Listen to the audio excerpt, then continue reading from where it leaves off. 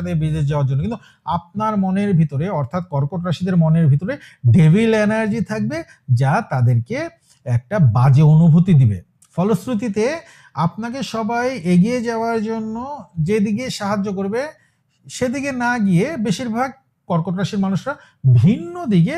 অগ্রসর হবেন, যার ফলে জুলাই মাসের 15 তারিখ পর্যন্ত সাময়িক সময়ের জন্য কর্কট রাশির মানুষরা একা হয়ে পড়বেন। আর এই জন্য কিছু সংখ্যক কর্কট রাশির মানুষরা অসুস্থ হয়ে কাউকে কাছে না পেয়ে কষ্ট পাবেন, অথবা কোনো ধরনের